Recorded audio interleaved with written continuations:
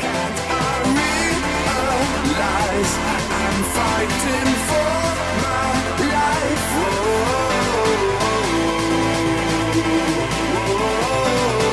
Four divisional round games set for the NFL, featuring 5 Super Bowl winning quarterbacks and 3 men looking to set their mark. We break down all 4 games. And Ohio State, the ground, the pound, the air around attack up against the top tempo flying and gliding Ducks. Plus, quick hit headlines around all of sports. This is the Flashback with Radio Hondo.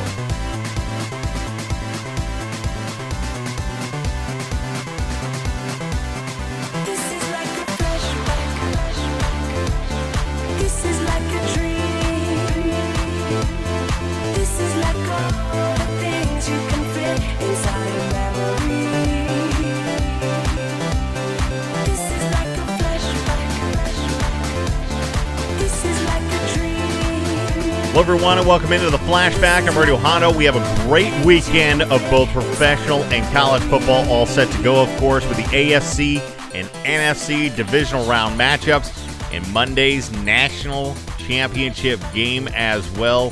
Of course we do. If you have any thoughts on this weekend's games, feel free to comment below or email me at radiohondo@gmail.com. And don't forget to subscribe to my channel and spread the word if you like what you hear. Thursday edition of the Flashback, so we will be reviewing the big games, of course, heading into the weekend. It is high maintenance and high alert time playoffs. That's right, playoffs. If you lose, you're out. You're disappointed as a fan, but the league goes on, and we will continue to go on until February when we have that great Super Bowl game. Who's it going to be? 8 teams still left in it. So we will break down this weekend's games and see which 4 teams will emerge and possibly be those 2 potentials in the Super Bowl coming up in February. But first, let's get to some quick hit headlines. Lots of news and action going on around college football as well as the NFL. There were some NBA stories included too, and some breaking news as well. We have the NFL Mueller report. I'll get to that in just a moment. We'll get through our quick hit headlines, and then I will actually read the Mueller report as it was released today, Thursday, from the NFL. That has to do with the Ray Rice investigation. It was an independent investigation looking at what the NFL did as far as procedures are concerned going into that. All right, so quick hits, headlines. Let's get it going. First step on this, on the same day that Jameis Winston confirms he will declare for the NFL draft, his female accuser in an ongoing rape allegation filed a federal civil lawsuit against Florida State University trustees, claiming her Title IX rights were violated due to the improper investigation into her claim. This has been a story that's been going on and on between Winston and the accuser. I do not know what the details of the investigation are. No, not very many people do. It was on campus, so it's all closed up, and all of that information is held against the public or away from the public. So we don't know what all the breakdowns were of that. I don't want to get into that incident. I don't want to get into the he said, she said type of stuff. That's for the people handling the cases to determine. So what I will say, though, is this obviously affects Winston. It obviously affects Winston. With this continuing to go on, and I think, if she wins that lawsuit against the Florida State University trustees, then she probably has another argument to go further on and carry this out and drag it on against Winston. Because right now he's essentially he is protected by the university in terms of, what's this cost him? It's just cost him reputation right now. Anyhow, Winston is looking more and more difficult to draft. He really is.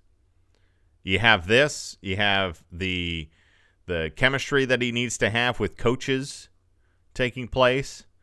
You have the up and down performances at the college level. So I think there's a lot of questions, and I think the question marks go beyond actually just this off-the-field stuff. So, as expected, this case is not going away, but NFL teams might be. And I'm not saying that they're not going to draft Winston because he's going to get drafted eventually at some point. But whether he ends up being a 4th, a 5th, or a 6th rounder, that's the big question mark. So one of the questions on my mind is, if Jameis Winston falls far enough in this draft, would the Buffalo Bills consider taking another quarterback from Florida State? Would they? I mean, they obviously need to get another quarterback. I mean, they lost a coach because they didn't take care of the quarterback situation. But would they draft another Florida State quarterback, E.J. Manuel? He's already there warming up the bench for Jameis. That would be a situation right there. That would be interesting to see E.J. Manuel and Jameis Winston sitting side by side while Jeff Toole's in the starting lineup with Orton out. Vinny Testaverde, stay by your phone. We may need to call you. Okay. Next headline. Carmelo Anthony was out of uniform again Wednesday, saying, "I'm not shutting it down for the season yet." Quote, end quote. Which usually means I'm about ready to shut it down for the season. And in addition to that, the Knicks dumped some cash off their payroll with the trade. 3-team trade, of course. Ian Shumpert a part of that. The Knicks didn't get anything back except for, like a second rounder or something like that. So they're really just dumping some cash, trying to get into a situation where they can make some moves and buy in some more free agents. Bring some more free agents to cause more confusion, to ruin the chemistry of the team, or to question the coach, Jeff Fisher.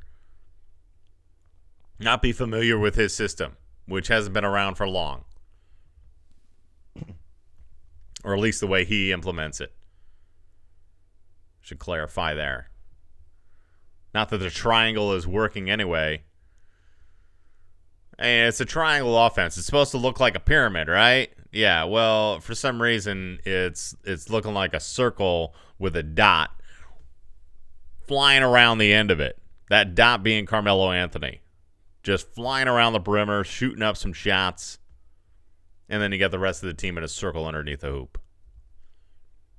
Worst team in the NBA right now. Possibly the worst team and the team in the most disarray of all the sports right now.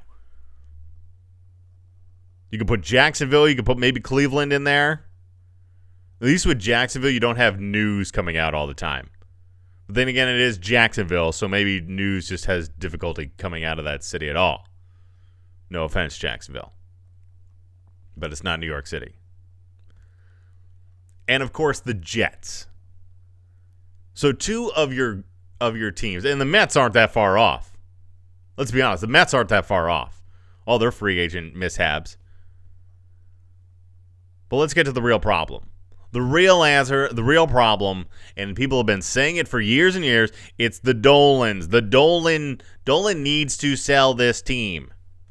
He does not know how to manage a team. He needs to get the team out of his hands into the ownership of someone who knows what they're doing, who has a real passion, who isn't just playing with their toys in the backyard. Because that's what Dolan's doing here. And he's been doing it with the Rangers as well. Bringing in free agents who have no chemistry with the team, and then they have enough talent to maybe make it to the playoffs, but they can't make it beyond the first round.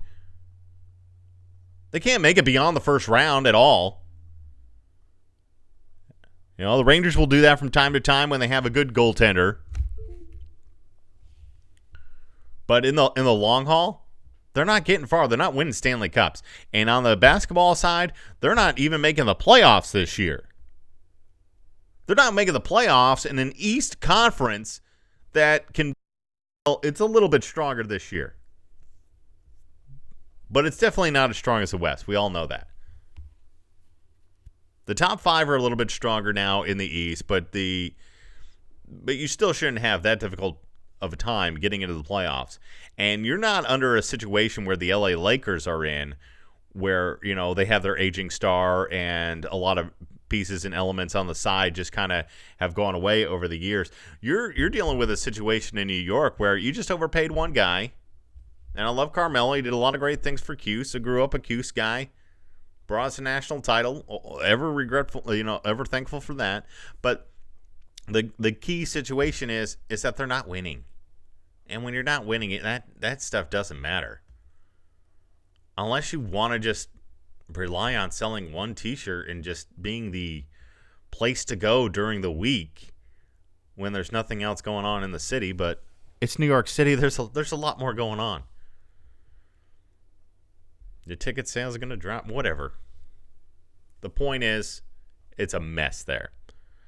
All right, next headline. Spent too much time on that one. Reports out of Saints camp. Rob Ryan's job is safe with the team. That's right.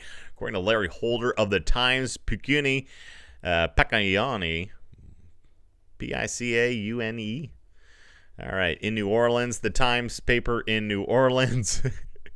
Ryan will remain with the team in the same role, but several changes to his staff will, in fact, take place. Okay, broke it down. We talked about Monday, Black Monday on an earlier segment last week. You can take a look at the archives. Check out that edition. I talk about some of the jobs that became open on the traditional Black Monday with the NFL firings of head coaches, and then I brought in a couple other positions and that I thought should be let go. One of those was Marvin Lewis. If Cincinnati loses, I didn't care if they had A.J. Green or not. If Cincinnati loses, Marvin Lewis should be out of there out of Cincinnati. And I also brought up Rob Ryan. I brought up Rob Ryan because he doesn't have a history of really doing anything. Yeah, send your comments. Send your comments. If the Saints truly knew what they were doing, they'd let Ryan go. Ryan's defenses never finished better than 19th in points allowed, except for on 2 occasions. 2 occasions in 11 years, they finished better than 19th in points allowed.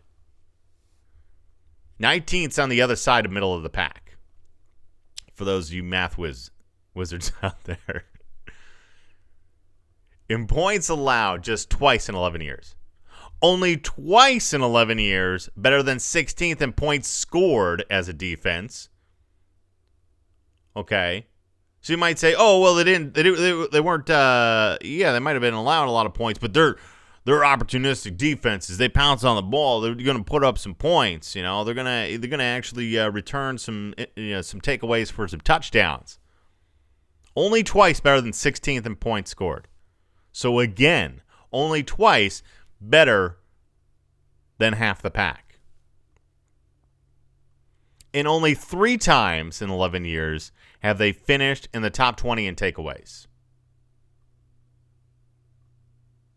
He's really only had 2 decent seasons as a coordinator. And those seasons weren't even really both together. He had a pretty decent job last year with the Saints, a little bit of new look in the offense, and it worked well, and everything clicked. But you saw it fell apart towards the end of the season. I'm sorry. He's an overrated defensive coordinator. Go back to the mall. Although I guess the season's over. But, it's not the right fit for New Orleans. It's especially not the right fit for New Orleans with his style, his aggressive style, and the way that offense plays. It doesn't fit. It doesn't fit. He's too risky on defense for an offense that doesn't like to be on the field for very long. All right, Mueller report. Want to bring up one more item. That's the Mueller report. I'll go over this. This is kind of breaking news, so I haven't really dove into it too much. Joe Thompson. I'm getting this off of the Score. TheScore.com is my news source. It's an app on your phone. You can check it out. If you've if you don't have any sports apps, forget the ESPN one and all this and that. Go do the Score. The Score app is where it's at. You can get everything down to martial arts fighting for highlights and news. So anyway, there's a word on the Mueller report, NFL knew about Ray Rice incident but didn't possess video. That is the headline there from Joe Thompson, and I'll read right through it real quickly. An investigation by former FBI Director Robert Mueller has concluded that there is no evidence to suggest the NFL possessed the in-elevator video of Ray Rice's domestic violence incident before its public release. The report released Thursday does indicate, however, that the league had, quote, substantial information suggesting a serious event had occurred inside the elevator that the league should have further investigated, end quote. Had the league investigated the incident, the report continues, quote, it may have uncovered additional information about the incident, possibly including the in-elevator video prior to the public release, end quote. These findings directly contradict the September report by the AP that cited the law enforcement official who claimed someone in the league office possessed the video. And according to the New York Giants president John Mara and Pittsburgh Steelers president Art Rooney, who oversaw the investigation, the process included sifting through, quote, millions of documents, emails, and text messages. So pretty extensive there, and it does set up some parameters. I'll kind of end with that. They had a briefer article on here earlier. I do want to note, though, although the investigation is being positioned as independent, it was overseen by two owners with longstanding ties to the league. Also, Miller is a partner at Wilmer Hall Law Firm, which has represented NFL interests in legal negotiations for DirecTV, and that relationship has raised questions, of course, about how independent the investigation could be. Yeah, at least 3 former lawyers at the law firm now working in the NFL, including Ravens president Richard Case. So when you look at that Miller report, just in the broad stroke, you're seeing a situation in which obviously the NFL is going through the proper steps to kind of maybe bring some reassurance to this issue. In all reality, does it do anything for this case? No. May it do something for future cases? Possibly, because it's going to try to set some standards and guidelines to go through. But when you think about it in general, moving forward, the next case that comes up, somebody's going to drop the ball somewhere. Somebody's going to have some other intent in another degree. Somebody's going to think about may want to push it beyond the scope of what it should be pushed. So you're always going to have the human element in there, and you can set as many parameters as you want, but they're always going to get either overlooked intentionally, unintentionally, and that stuff's going to happen. And I don't want to downgrade the seriousness of this case because it was a very serious case, but this is the follow-up to that to say, hey, where did we go wrong? Where did we go wrong? Was the NFL investigating properly? We're always going to have those cases with any incident that comes up. All right, that's going to get us through our headlines. That's all I want to talk about, that Mueller case for right now. There's, take a look at it yourself, read through it. It's going to set some parameters for NFL investigations. So, it's important in that matter, but nothing's really, it's so beyond the point now that really they should just be focusing on, the new domestic violence policy that they implemented and just kind of the image of the NFL overall. That's really what needs to happen at this point. So email your comments. You can send them to radiohondo@gmail.com, or you can just type them in below. And remember to always subscribe to the channel if you are interested in that. I do my reports, I guess, here, my shows on Monday and Thursday. Next week, however, I'm going to do the show on the Monday edition of the show on Tuesday because of that national title game, of course, going on between Oregon and Ohio State. And that's what we want to talk about next, the national championship coming up on Monday the 12th. It's Oregon and Ohio State. They're going to battle it out.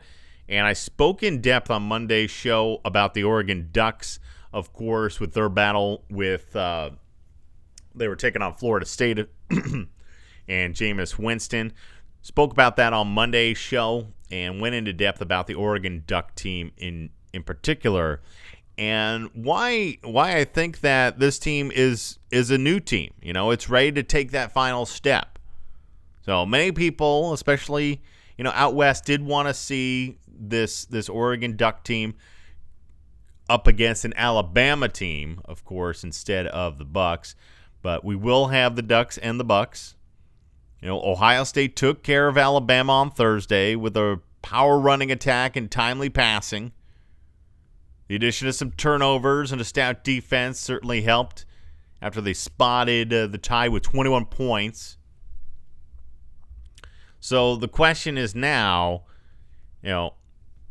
for just about everyone, I think, is will that defense be able to slow down the Ducks? That seems to always be the question for just about every Ducks game, with the exception of when Oregon played Washington State. That was a matter of, will Washington State's offense keep up with Oregon's offense? Defense was not a question in that. I love you, WSU, but defense was not going to be a factor in that game. Anyhow, so that is the question, though. Can the defense of Ohio State slow down the Ducks? Well, with the way the Ducks looked unstoppable against not only the Pac-12 defenses, take a look at Arizona and Stanford. Stanford's offense wasn't that great, but they still had a pretty good defense this year. You also look at them against ACC opponents, a top ACC opponent, of course, in Florida State, and a top Big Ten defense with Michigan State earlier in the season. And Michigan hung tight for that first half for a bit. So they've done some things across the board offensively and shown that defenses do have a difficult time. No matter where you're coming from, defenses have a difficult time stopping you. Ohio State, meanwhile, is going to have to rely on a steady running game. They had a good running game against Alabama, which you spoke of. Ezekiel Elliott, 230 yards and just 20 carries last week. Cardell Jones is going to have to be a part of that as well. And if Ohio State can't control the line on both sides offensively, and defensively, they're going to be in for a long night. Because we saw Oregon doesn't slow down. Doesn't matter if they're up by 20 in the fourth quarter. They're going to go and try to extend that lead as far as they can. Whether it's the starters in there, the backups, whether it's the first quarter, the second quarter, the fourth quarter. That's what they do. They don't lay it off the pedal at all. Even when they're down, they don't let the pedal off. They just hit it. So Oregon's going to come in. They're going to have their pedal metal going. Is Ohio State going to be able to stop that? So Ohio State going to be able to counter that with effective offensive theirself and a defense that can come up with some stops when they need to, or at least slow down and manage that so that their offense, the Buckeyes' offense, has an equal amount of opportunities to get into the end zone. All right, so that being said, I know Urban Meyer is going to have some tricks up his sleeve. Some of the things I'm expecting are a lot of late adjustments along that defensive front just before the snap. That's going to help, disrupt the order of the blocking scheme for Oregon. And on the defensive line, on the offensive line, the Buckeyes, they should show a lot of pulling guards, I would imagine. That is already kind of a part of their game here and there. But they do have to, again, like I said, create a lot of holes for both Elliott and Cardell Jones. And Florida State had some success running the ball against Oregon. So there are some holes to run through against that defense. The thing is their secondary is a pretty good secondary. Even with Ekpre at safety out, they do still have a very good secondary at Oregon. So they can come up and do a little bit of cheating, help out those linebackers, and try to stop the run. So we'll see what happens. For the offense of Ohio State, it may just come down to third downs. Even if they are executing as I kind of laid out there, they're still going to have to convert on third downs. And what's important when it comes to converting on third downs? The wide receivers. Yeah, the wide receivers for Ohio State, they're going to have a tough time getting open against Oregon unless they catch the secondary cheating. And when I say that, I mean that secondary cheating, again, trying to to bump up maybe on the second down plays to try to stop the run. Say, a situation where Ohio State gets 4 yards on that first down. They get 4 yards on that first down run. Then on that second down, that Oregon defense may try to cheat in a little bit in order to sustain the run. When they do that, that might be the opportunities on second down, run some play action for those receivers and try to get by the Ducks. We'll see if we see any of that in the game this week. So that said, with the amount of talent the Ducks have in the secondary, I don't see a lot of situations like that coming up where they would take too many risks or they would need to take that many risks. So I think Ohio State's really just going to have to be able to execute, and it really comes down to execution. Urban Meyer can carry out execution like no other coach and instill that in his players. That's what it's all about. When you combine execution with top talent, you end up in games like this. So I think that's going to decide how successful the Buckeyes is how that running game goes, really. The running game and the third down efficiencies offensively. And then, of course, the big questions on defense, how they're going to be able to slow down and stop Oregon. Are they going to be able to isolate on the receivers? I think there's a little bit more speed out there than people think. For Oregon, they're going to continue to execute the same game plan. They've been doing it every week, week in, week out. Doesn't matter who the opponent is. And it's for good reason, too. No one's found an answer for it. They got stopped once in Arizona. Arizona wasn't able to do it again. When Oregon faces Ohio State, they're going to be relying on the receiver corps as well. The receivers are going to have to find some opportunities in the secondary of the Buckeyes. And that, again, is the patience of Mariota and the offense. Hold. Boom. Keeping his eye on that secondary the whole time until they bite. And he stays patient until they bite. And when that secondary bites, the hole opens up and the receiver goes gashing down the field. It's a nice system, especially at the college level, when the quarterback has the ball and is essentially running 3 plays at once. He's checking, he's reading, and then he's making the decision. So eventually he's going to catch somebody sleeping or sneaking or cheating, and that's when the big plays come. Ohio State does have a lot of speed on defense. Don't be surprised if they are able to keep up with the receivers of Oregon. However, again, it's that trickery whether they're going to be biting or not. I think that the Ohio State defensive line can keep up with that offensive line of Oregon, even though that Oregon line is closer to healthy. The Ohio State line should be able to put up a good fight. So, all in all, I do expect Ohio State to give a good fight into the third quarter. I do see Oregon cheating, creating a turnover, cheating out a turnover, and that could give them the push they need in the second half to pull off possibly a 2-score win. I think it's going to be very similar when we saw, again, I brought up the Michigan State game. When we saw that Michigan State game, they were staying together for quite some time. That defense of Michigan State was holding. But unfortunately, Michigan State wasn't able to convert their third downs. They weren't able to convert their third downs, and then it broke down in the third and fourth quarter, and that's when we saw Oregon pull away. I think we'll see a similar situation here. I think Urban Meyer will have his troops trained up, and we'll see how they look going into that fourth quarter, how tired the defense is against Oregon. So I do have final score. I'm saying Oregon 45, Ohio State 27. Ducks, I expect to win their first national title this Monday. So we'll look forward to it, see how much that breaks down the way that we kind of see it, on the flashback here. And I hope everybody enjoys that game. Again, I have Oregon winning 45-27 over Ohio State. Should be a good one.